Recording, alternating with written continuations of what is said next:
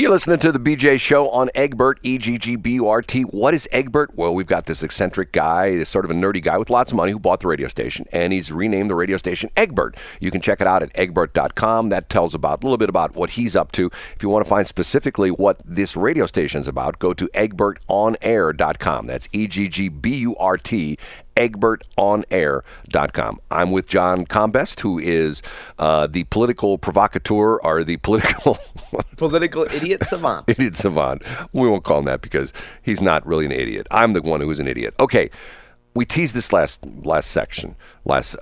segment.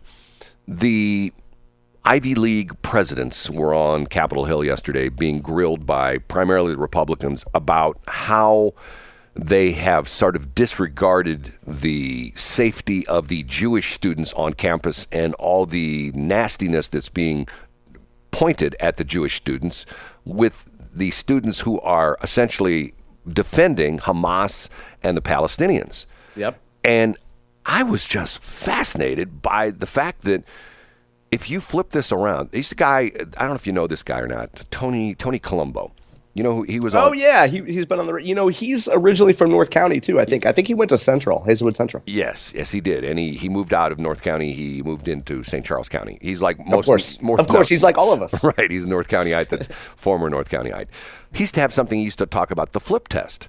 And essentially, I always thought it was interesting because he would say, okay, let's turn this situation around and let's say we look at it from the other perspective. And it's interesting in the respect that one of the Congress people yesterday pointed out the fact that some conservative people, pundits, whatever they were, it could be like a Riley Gaines or something like that, that has a different aspect, a different view on things, were not allowed on campus. In other words, absolutely. You couldn't even moderate. I don't mean to interrupt, Brad, but even relatively moderate conservatives, guys like Charlie Kirk, right, and others are banned from some campuses because they're just considered white nationalists or something ridiculous like that. Right, exactly. And if you look at even Riley Gaines, I think she was at a university or some type of a college in San Francisco where after her, I don't know if she got to finish her thing, but she was essentially chased down the hall. Yes. She had security people defend her, and they locked her in an office. In one of the offices of one of the college buildings,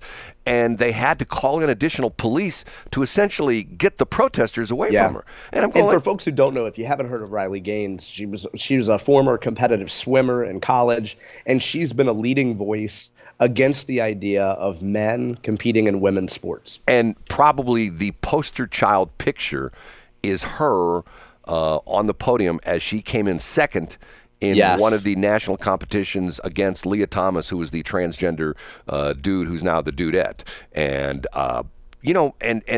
even more than that, she talks about the fact that one of the things that she was very upset about was that he shows up in the locker room and he just takes all his clothes. But once again, he's still got all the dude parts, but yet he's claiming he's a dudette, if that makes any sense. Yeah. Unbelievable. But I interrupted you, Brad. Back to what you were talking about. No, but I was saying was, maybe things have changed. But when I went to university, when I went to school, and I've got not bragging, but I have a bachelor's and a master's, which I will both say are worthless degrees because they're in journalism. Yep. When I went to university, and I went to SIU Edwardsville for my undergrad, it was to the point where the professors sometimes would play the role of the provocateur. They would be the ones who would say, okay, here's how I feel. Tell me why I'm wrong. Yep. And in other words, the idea being was that they were essentially trying to make you look at things from all different sides. Yep. And especially some of the guests they would have on campus as far as guest speakers. Some of them were just flat out, and keep in mind, I went to school, I'm an old guy, I went to school when the Vietnam War was still going on. Absolutely. So, can only imagine. Right. So you had people who were anti-war, and those were the people that when the Vietnam vets would get off the planes at Lambert, they would go spit on them.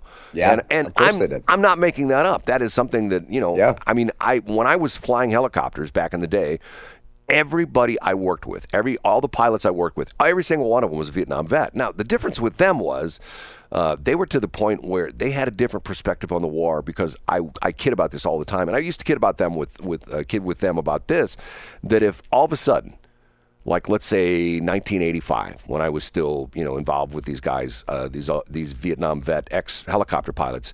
If I would have walked into a room and said, "Guys, the Vietnam War is back on. We're back going again," these guys would be walking out the door to sign back up. They would Ready be. to go. They would ready to go. Right, That's right.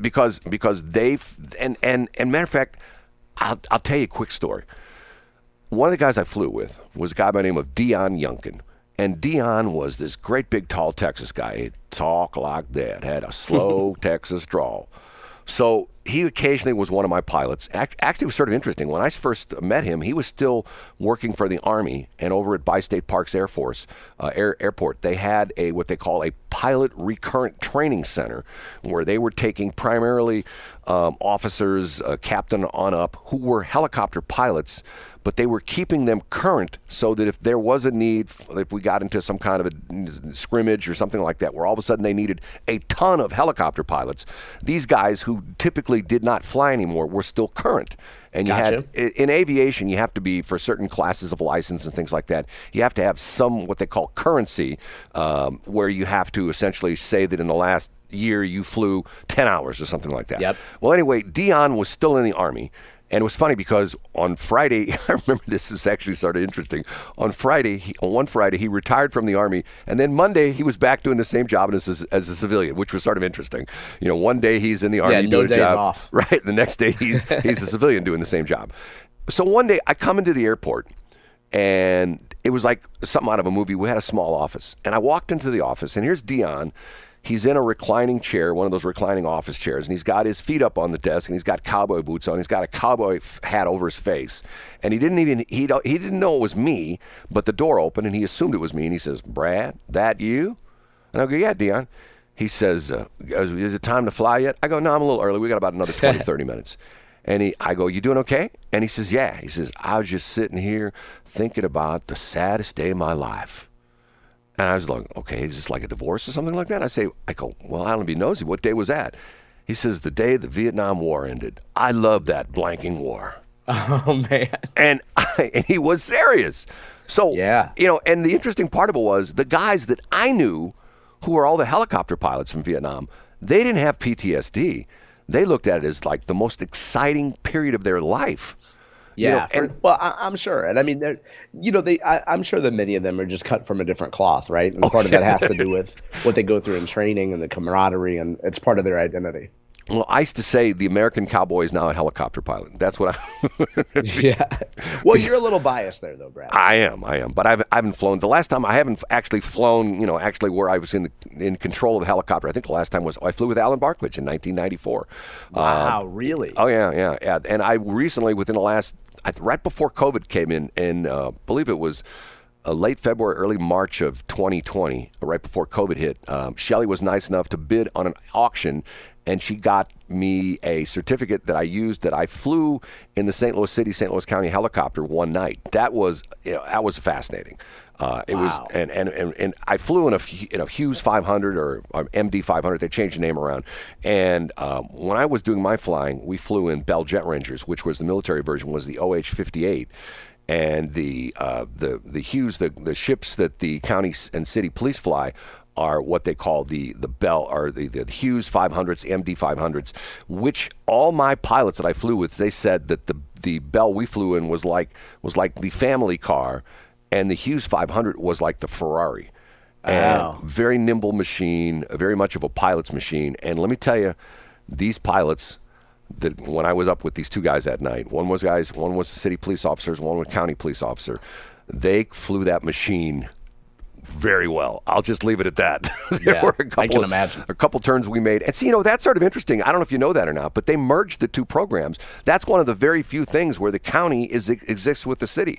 When they fly, there is a city officer and a county officer flying in the helicopters. I had no idea. Interesting. Yeah. And what's interesting was our very first call, when we were up, our very first call was a shooting at an apartment complex in North City. And we flew over North City, and actually they were chasing some guy through the apartment complex, and the guys up front, there's a pilot and an observer, and they were on the St. Louis City radio system.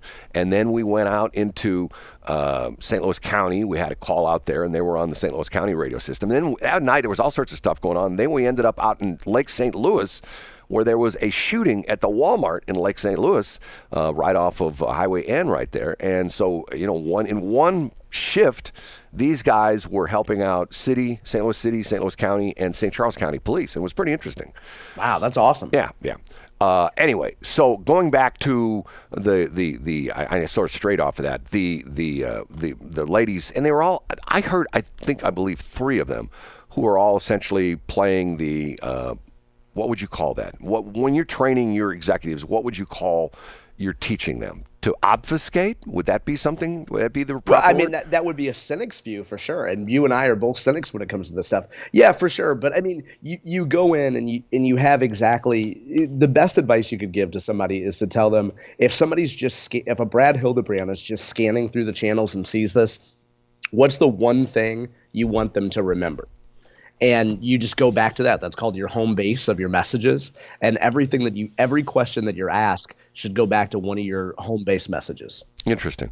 Well, I heard someone yesterday, sometimes I listen to so many different radio stations in a day. I can't remember who it was saying this. They were saying that the corporations of the United States should have a somewhat of a boycott against the Ivy League schools, and instead of hiring all these Ivy League graduates from Harvard and Brown and Columbia, to hire the graduates from Mizzou and K-State. And I'm thinking to myself, when you look at that, there's never been a Supreme Court judge in the history of our country who's been from University of Missouri at Columbia, and they almost all come out of the Ivy League, Harvard, Yale, those types of schools. And unfortunately, you probably know this from working in politics, your first job out of college, but you went to a prestigious university, not necessarily Ivy League, but some people would put Washington University in that same category.